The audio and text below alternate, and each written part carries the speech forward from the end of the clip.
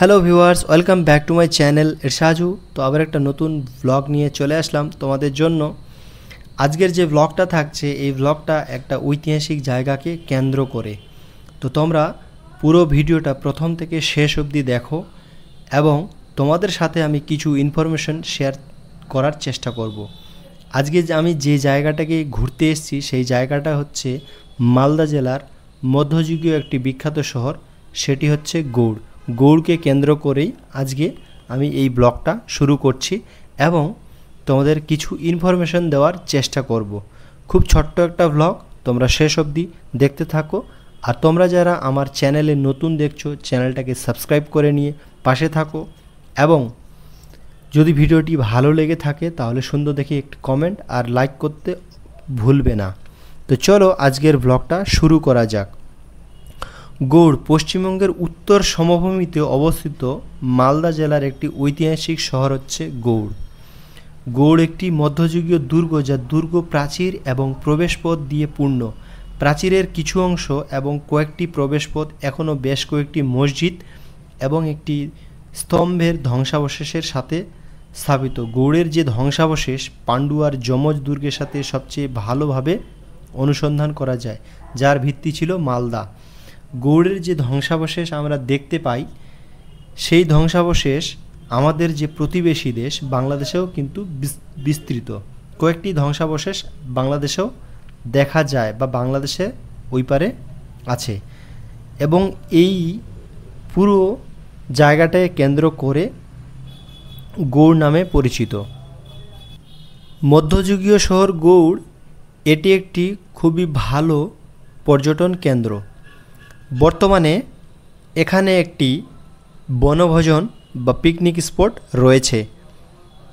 তো এখানে ঘোরার মতন অনেক জায়গা রয়েছে, যেমন বিখ্যাত ঐতিহাসিক জায়গাগুলো আমি বলছি এবং গৌড়ের আশেপাশেই তোমরা 1 কিলোমিটার বা 2 কিলোমিটারের মধ্যে এই জায়গাগুলো দেখতে পাবে এবং ঘুরতে তোমাদের মোটামুটি সময় লাগবে প্রায় 2 থেকে 3 ঘন্টার মতো।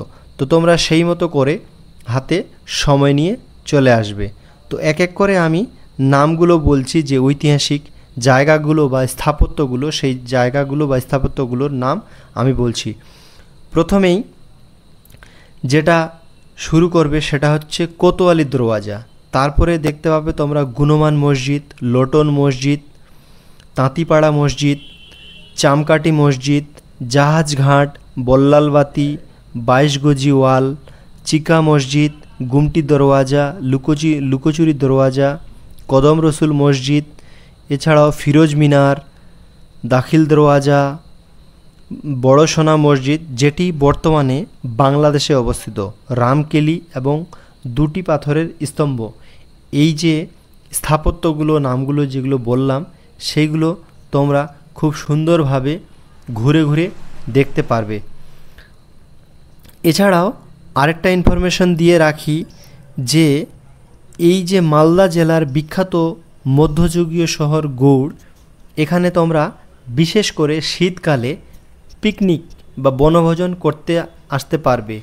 ওই সময়ে সবাই আসে এবং এই মধ্যযুগীয় যে বিখ্যাত শহর গৌড় ঘুরে ঘুরে দেখে। গৌড় তোমরা কিভাবে আসবে এই ইনফরমেশনটা একটু দিয়ে রাখি। বেসিক্যালি গৌড় আসতে হলে মালদা শহর থেকে দক্ষিণে অবস্থিত 14 কিলোমিটার ডিস্টেন্সে এই গৌড় শহরটি অবস্থিত।